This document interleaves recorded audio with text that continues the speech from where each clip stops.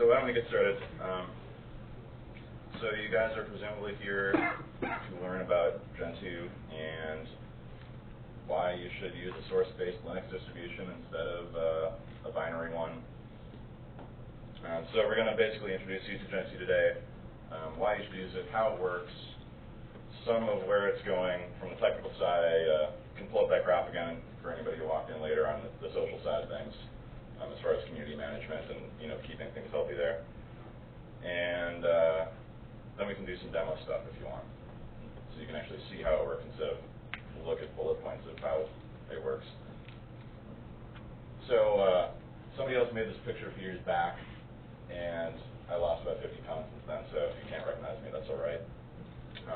In Gentoo, I wear a lot of hats. I've done a lot of things over the years. I've been working on Gentoo Linux for about 10 years now, and in that time, I kind of get bored with one role and move on to another one.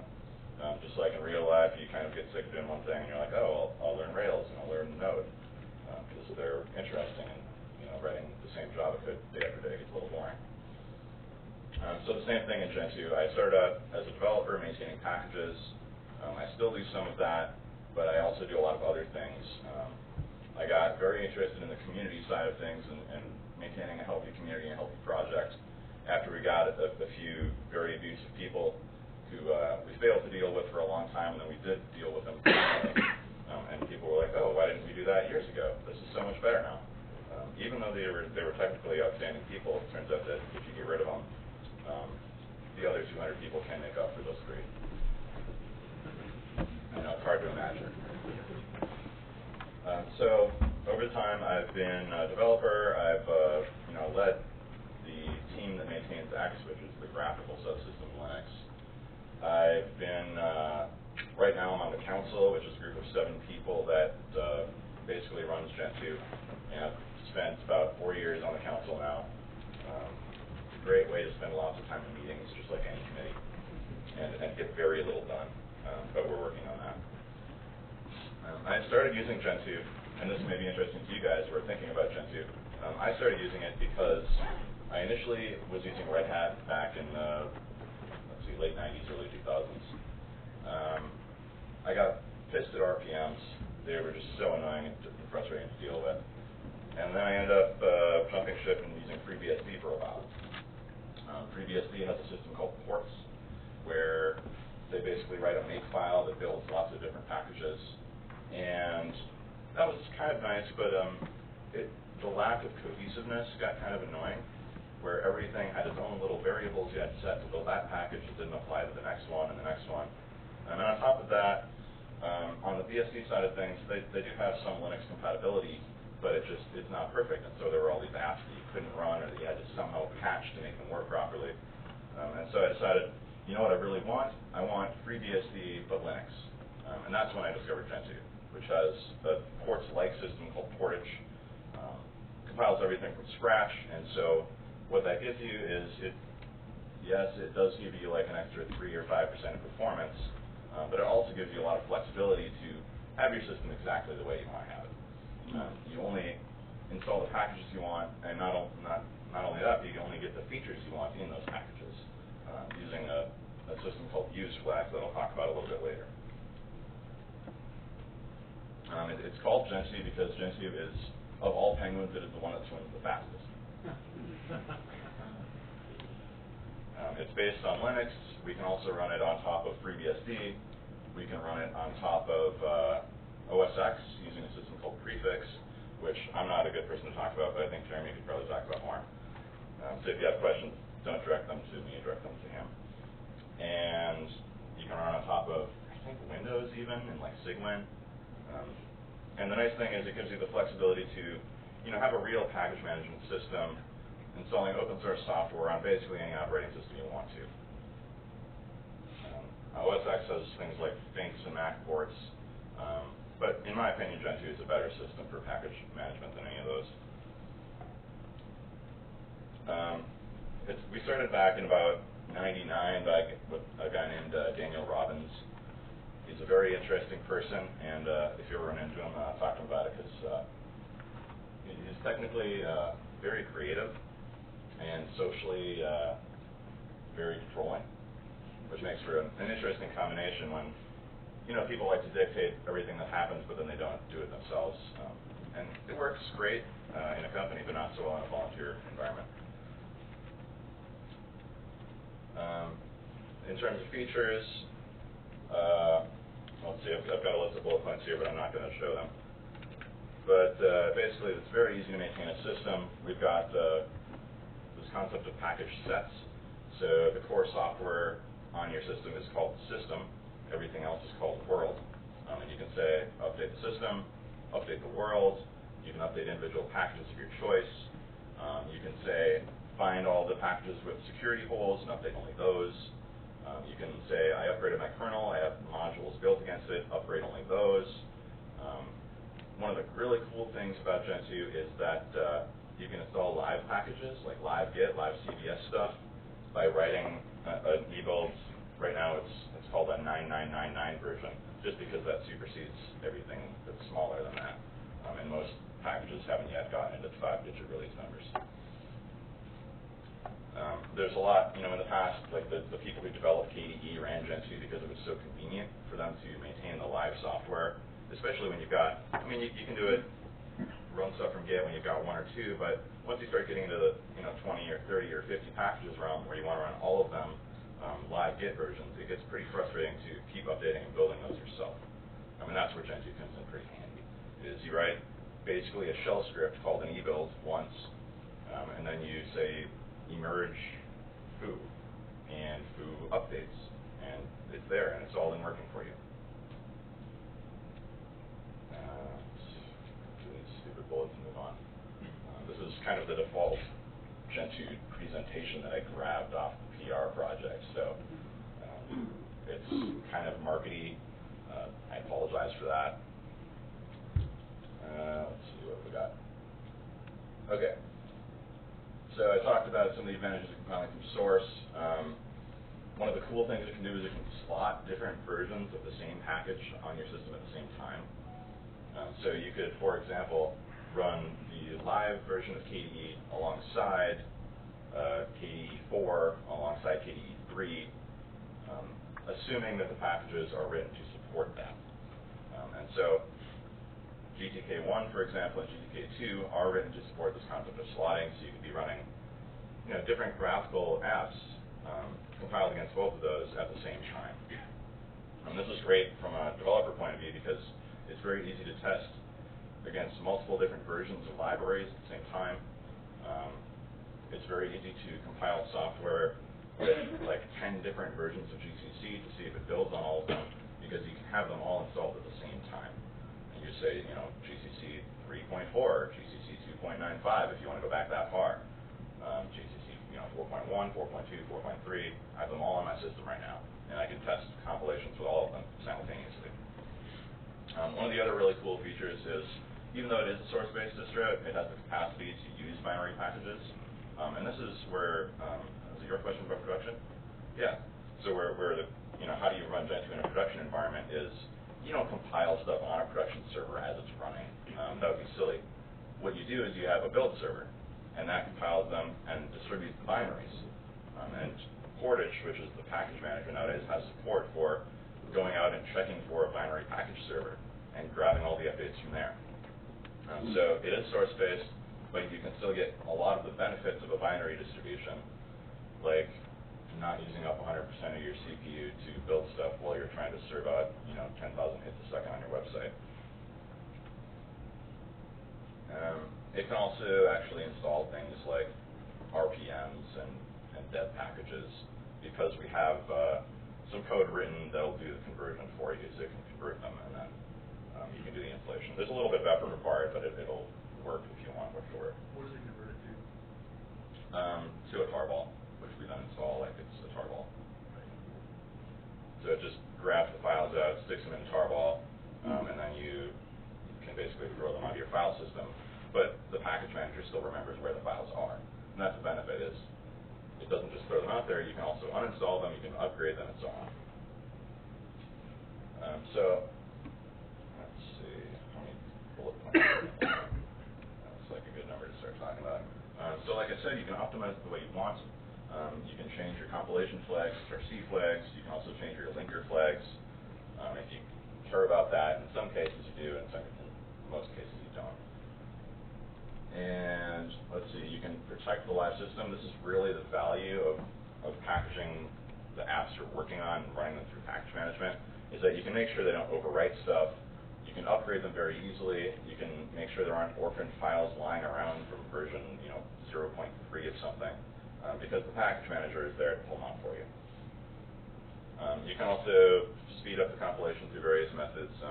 Some of the companies running big server farms on Gentoo use this thing called distcc, which is a distributed C compiler. And it basically throws the code out, takes each file and throws it out to a different server, and parallelizes the compilation not just across multiple CPUs, but multiple servers at the same time. So you can do things like build a kernel parallelized 64 ways, which, as you can imagine, speed things up quite a bit.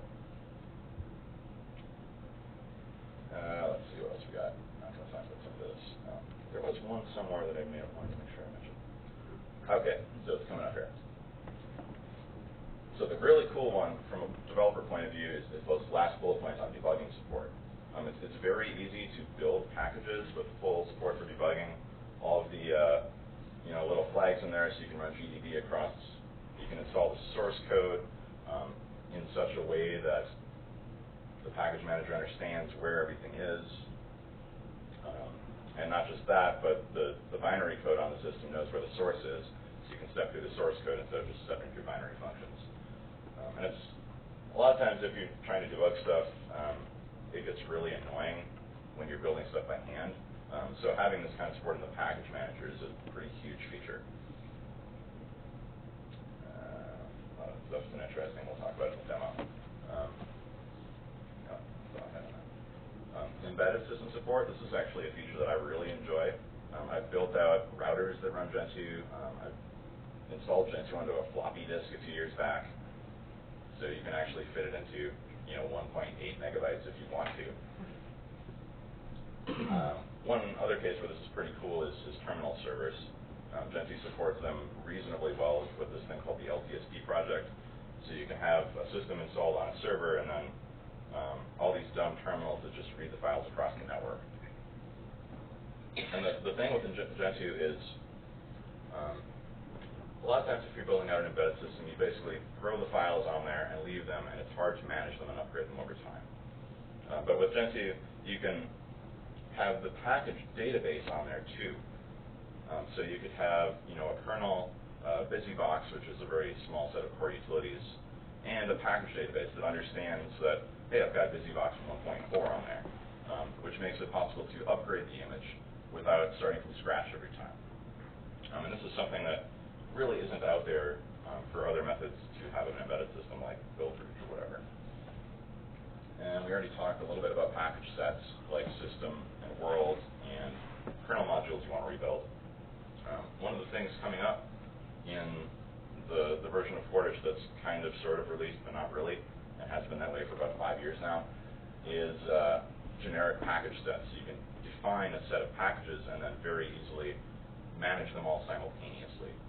So I don't know, imagine you're working on some web app. You could define the entire stack all the way down as a set and very easily upgrade them, uninstall them, reinstall them, and do that kind of thing. So that can be pretty powerful. Question for you.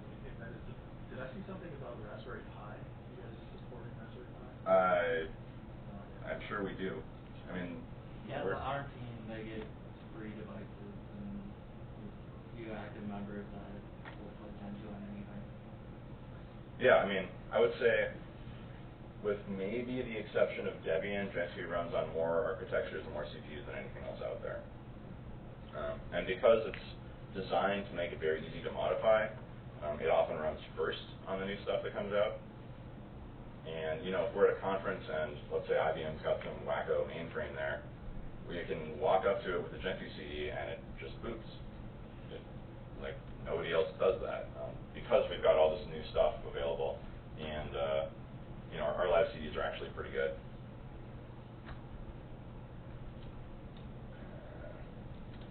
What do we got here?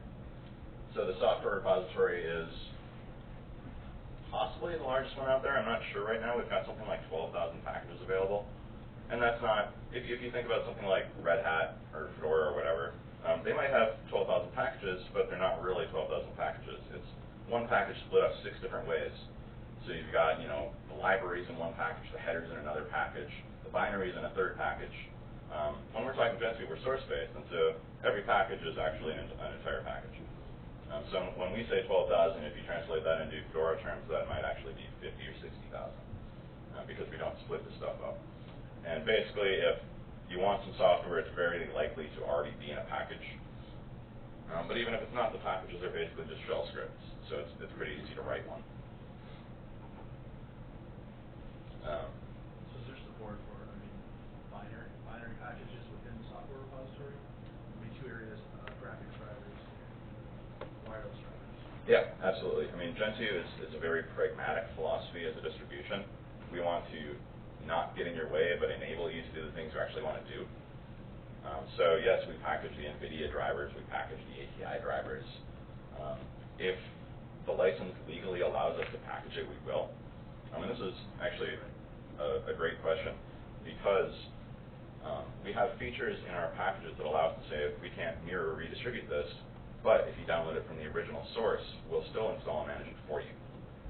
In fact, we can go so far as to print a message that says, we're not even allowed to download this automatically, but if you log into the website, go download it and stick it in this file, in this folder, we'll still manage it for you. So, if you're stuck using SDKs or something that you have to download and log in to get at, you can still manage those using a package manager, which is pretty cool. We've got leading edge packages, more or less. Nowadays, a lot of them are in a different repository called an overlay. So we've got the main package repository, and then we've got these things that kind of lay on top of them, or lay over them. Thus the name overlay. And there's, probably 100 at this point. There's tons of them. And so a lot of the developers work in overlays and keep a lot of bleeding edge software there, and you can very easily get at it, while with the caveat that it's basically, if you destroy your system, it's your own fault. But that said, if you've got a live Git package there that you want to have, it's there. And so you're not limited to the 12,000 that are in the repository. You've also got, newer versions of them and other software out there. Anybody can create and publish an overlay, which is just a package repository. So you can have, internal ones in your company, for example, that aren't published anywhere else, but are still very easy to manage using a tool called Layman, which is, it's like Layman-A, some overlay name, and there it is on your system, ready to go. So I don't want to go through all of this stuff, but the packages are called ebuilds. They're basically simple shell scripts with a set of functions we define to make things a little bit easier.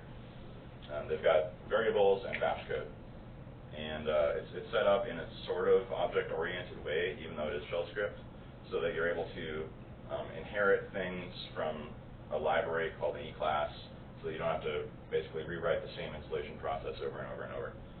All the default stuff is just handled magically for you. And then when you have to break away from the default, you can do one little extra thing, and then say, call the default code for the rest of it.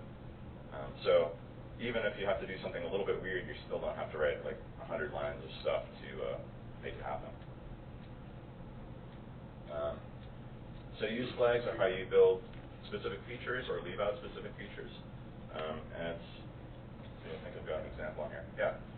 So it's just a bash variable, and you say, build this with KDE support, and without GNOME support, that, minus GNOME, and then with KDE. You can set those per package if you want to. So you could have some packages built supporting some feature, others without the same feature. Or you can define it globally, which is the reason I stopped using FreeBSD in the first place. You can just say, I want my whole system to just support GNOME. I want it to support Network Manager, Pulse Audio, whatever. Now, one thing that's a little bit weird about Gentoo and unique to it is we actually wrote our own custom init system. Nowadays, it's called OpenRC, which was a rewrite so that it would be faster. The reason we did this back in the day is the Sys5 init system actually doesn't support dependencies. you had to name things with certain letters and numbers to make them start in the right order. So we wrote one that basically said, this service requires A, B, and C, and then the dependencies would automatically get sorted out, things would start in the right order.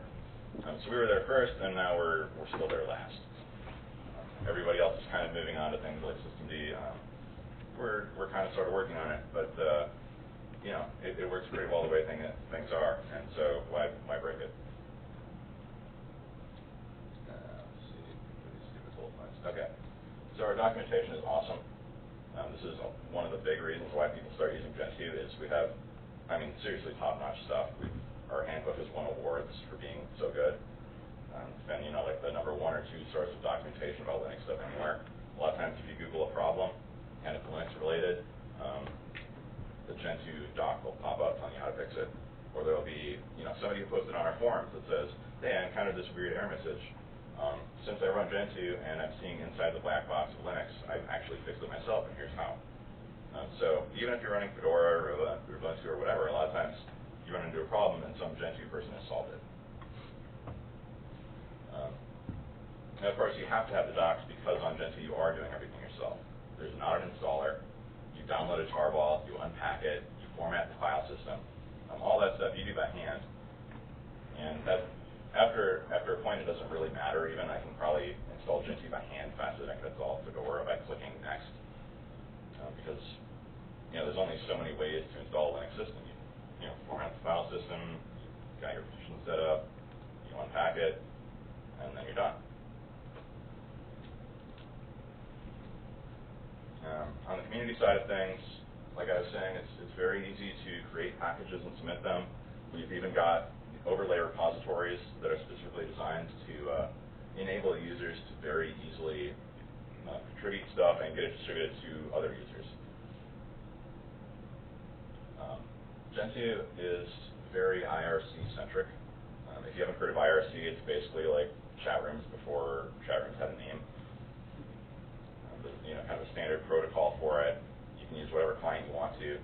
Turns out that Gentoo is a very technical place, so a lot of people are actually using IRC clients that run in terminals rather than graphical ones, because we like terminals and we use them all the time. That's how you maintain a Gentoo system. You're running commands in a terminal. Let's see. We can do this stuff so we can actually do some demos. So basically, if you care about having control over your system, if you have a need to have control over your system, if it would be helpful to you to be able to control your system, you're a developer, you're building embedded stuff, you want to learn how Linux works, that's when you should be running Gentoo. So now I want to get into some new things. So the eAPI is an API for eBuilds. We define a package format. We're able to increment that format so we can actually add features over time. There are very few distributions out there that are still adding features to their packaging. They basically said it's good enough, we're going to stop here. Like Red Hat packages are still written in basically C shell, which is abhorrent. And so we're still working on our packages, still making them better and better and improving the experience, not just for end users, but also for people who are writing the package, because we try and make those two the same group. So it's very easy to maintain your own system, do whatever you want with it. So roughly every year and a half for the past 5 years, we come out with a new version of our package format. And we're working on the 5th one right now.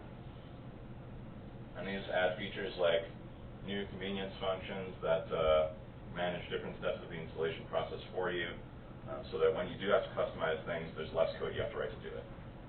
One example is we used to unpack and patch code in the same set of functions, and we split those up so that if you need to add a patch, you just modify the patch function, and the unpacking still happens magically for you. You don't have to care about it. Another example is, it turns out that upstream coders, myself included, do a lot of dumb stuff with software, and so we have to have a lot of back-end code to enable us to fix that and do things neatly and cleanly. So we can do things like download a tarball and rename it automatically.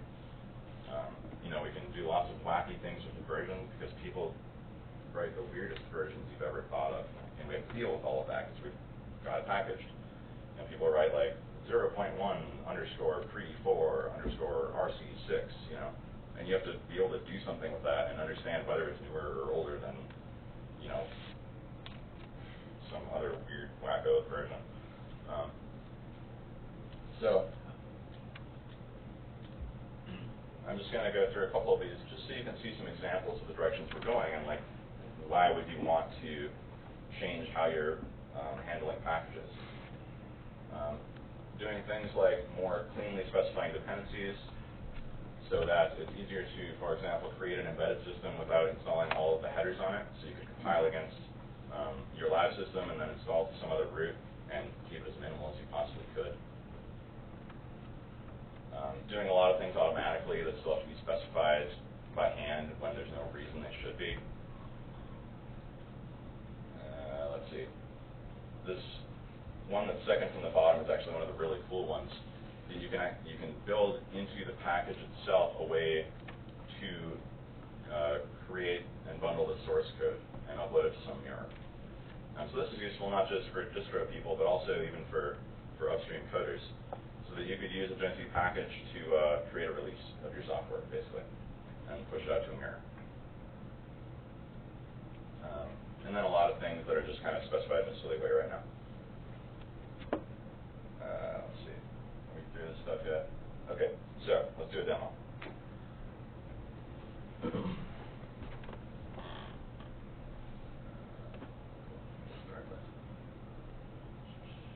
Okay, so let me make this a little bit bigger. So this is what it looks like when you say emerge-u world, which is basically upgrade everything on my system. Can you guys read it in the back, or do I need to make it bigger?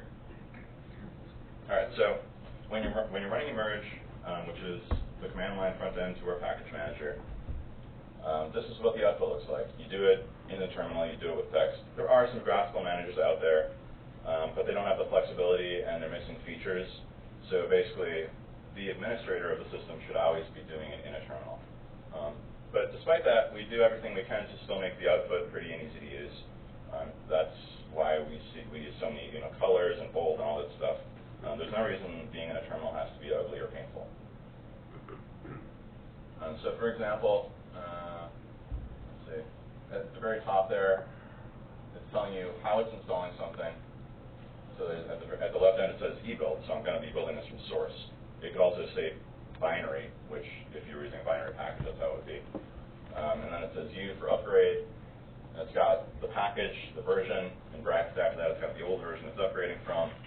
And then in some cases after that it shows this use variable. And this is all the features that are built in or excluded from a given package.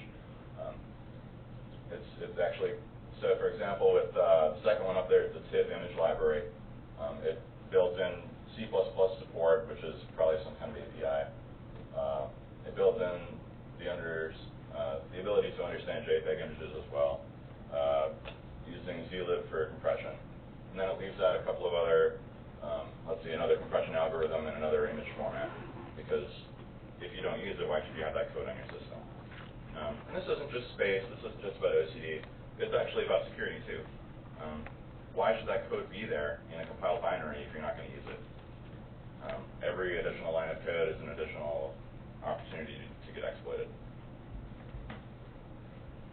Which goes back to the production question again. Having a minimal system goes with the whole concept of least privilege, Give people the rights they have to do what they need and no more. Give people the code they have to run on their system and no more. Everything else is just another opportunity for pain. So you've got use flags. You can actually build in different languages and exclude different languages. Turns out languages actually take up a whole lot of space on a system. And you can see in red is enabled stuff, blue is disabled stuff, and then if something changed from the last version, it calls that out in yellow. And it's got a little percent sign for people on black and white systems or for people who are colorblind. Because we try very hard to be accessible and useful, and it's a lot easier for us because things are done on a command line. So you don't have to understand how to deal with graphical app and how to turn that into an audio format that people who are blind can use. It's already there and people can use their standard screen readers. So that's what it looks like if you're about to do an upgrade. Everything just shows up. It handles all the dependencies, just like any modern package manager should. One of the cool things it can do is we can integrate with other package management systems as well. So a lot of people use gems to install Ruby stuff, or cpan for Perl stuff. We can actually turn those into a Gentoo package automatically and then install them. So that everything is managed through the same package manager, and you don't have weird conflicting things with different versions floating around your system. It's also nice for security stuff because, frankly, a lot of these languages writing their own package managers don't really care about a lot of things that distributions have spent the last 20 years thinking about and working on. That, you know, the best strategy is ignore the past so you can invent the future, right?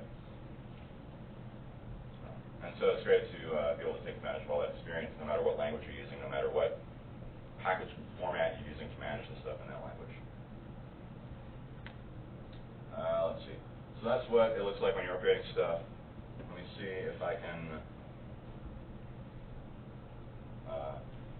try and open a file without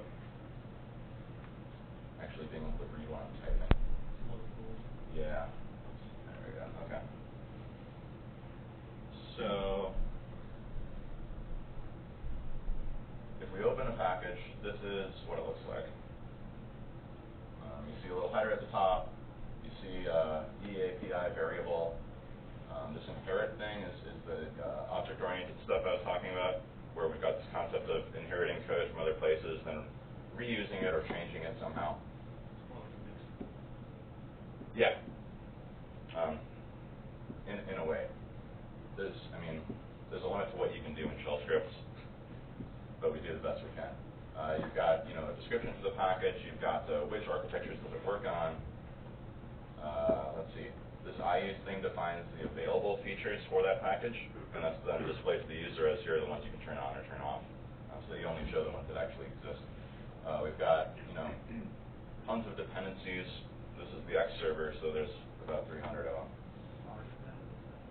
R-depend is a runtime dependency. Depend is a build dependency. We separate those out so that you can build the system and then remove all the build time only stuff. Or another case would be if you're building out an embedded environment, you can install it to a different section of your file system, but only have to build stuff on the actual server that's doing the building, and not sitting there on the router. Like, why would you want GCC on a router? And so you can specify all the dependencies.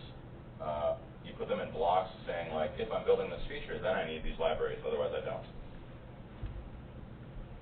And let's see, more dependencies. Gosh, these just a minute. Okay, so now we're getting to the interesting stuff. So there's a series of functions, and these functions basically follow the path through a build process. You've got package pretend, which shows up when you're basically saying, I'm thinking about upgrading this, show me what I need to know right now. And what versions are changing? Did my use flags change? The output that I just showed you. And so you've got code that can run when that happens and show you something. After that, you've got this package setup function. That runs before anything else during the build process. So if there's something that has to be the case beforehand, you can do that here. For example, here I'm checking whether various combinations of use flags are possible. I'm setting up the mapping of use flags to configure flags because it turns out the whole world doesn't define the same configure options for the same feature. And so we have to do a lot of mapping there so that you can have global settings. Let's see. Yeah, what time is it? Am I out of time yet? Okay, thanks. All right, so we'll wrap things up in a minute here, and then if you have any other questions, we can talk about this. And it turns out in this case, so I go straight from package setup to installing because the build process is defined somewhere else, and I just inherited that. It automatically understands how to build this software. And then for the installation, I call up some inherited code, so I don't have to define it again. This thing comes from one of those E-class libraries. I end up installing about 3 files manually because every package is a little bit different, and you're able to do this by using the inherited code for most of it, and then just deviating from that where you have to. And then we've got other functions that run when you're uninstalling, so that if your package leaves weird, crufty stuff on the system, you can handle that and leave the system exactly the way it started out. And that's about that. So that's what a package looks like, and a fairly complex one at that. If you wanted to look at a simpler one, let's see if I can figure out. Let's see.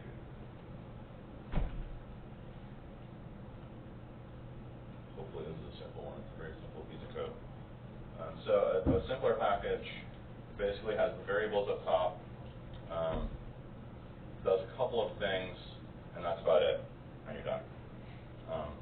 A properly written GNU package basically requires no code at all. It will download, unpack, run configure, run make, install it, and you're done. And all you do is find the variables, you don't need any code for it.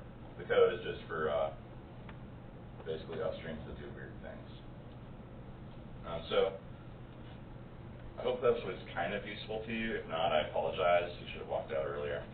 If you have any questions, I'm happy to answer them.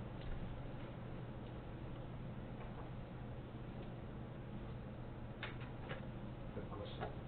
Yeah. So, I'm not a Linux ninja, okay, but this looks really interesting, and I actually like the idea of being able to, build something, kind of lean it out so I don't have, this guy and the kitchen sink along with it.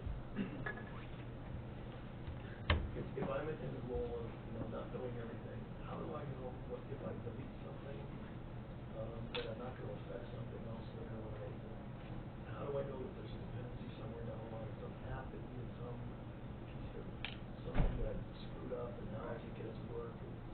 We have support for that in the package manager, where there's basically a flag that says clean out the dependencies I don't need anymore. And so you don't have to specify them individually.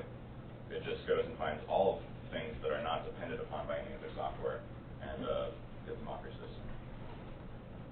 We do have some level of protection for, I guess, extreme cases of that. Like our package manager is written in Python, so we try and make it pretty hard to uninstall Python. We try and make it pretty hard to, uninstall the C library, where it flashes up huge red bold letters and blinks at you for like 10 seconds and says like, are you sure you want to do this? Because you might be in trouble afterwards. It'll still let you do it, because there are actually use cases for doing some of these things sometimes, like an embedded system. Not the C library in most cases, but if you do build everything statically, you might want to uninstall it. But certainly you can imagine a case where you wouldn't want Python on a system, because you're doing the package manager on a different system, and then installing into this little router that's maybe NFS mounted or something else. Yeah?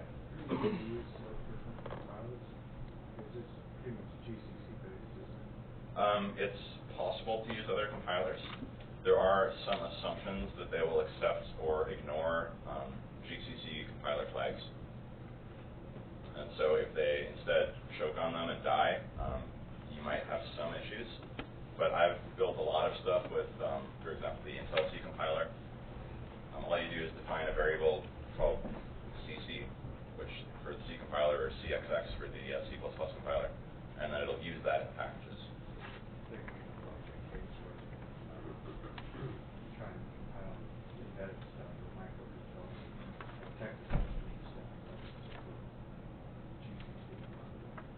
Right. Yeah, I mean, if the package supports it, then it'll build that way. And presumably if you're building for like an Arduino or something, you're using packages that are designed to work the way upstream wants them to work. And that's kind of a philosophy of Gentoo is, software the way upstream intended, instead of piling all of our weird branding and modifications on top of it. Yeah? I've written a bunch of projects in Python, and I maintain them on PyPy, essentially, or push them out to PyPy. What exactly, is there a doc somewhere in terms of putting or adding those into the standard packages? So for PyPy, that's one of the examples where we can automatically create a package on the fly. There's a piece of software called, let's see, they're all called G-whatever, for basically Gentooifying something. So let me see if it's,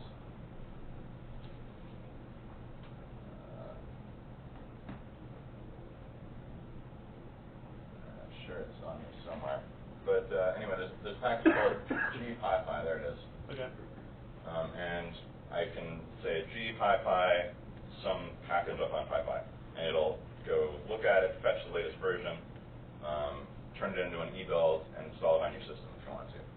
Nice. So there's no reason you have to actually write the e-build in the first place, unless your package is doing weird non-standard stuff.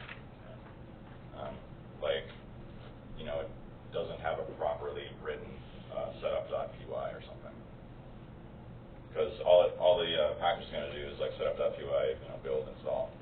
Standard. Yeah. How many teams the FreeBSD project is your project? Good question. Jeremy, you know anything about that? What was the question? How many teams is the FreeBSD kernel and Gentoo project? The support for that goes up and down with time, depending on who's active in the project.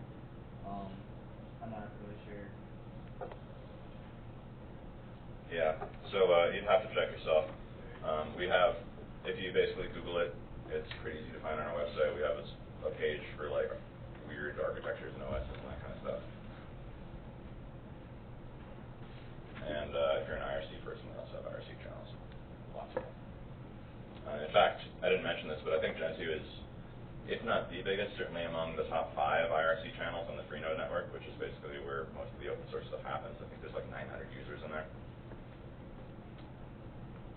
You know something about that, Diane?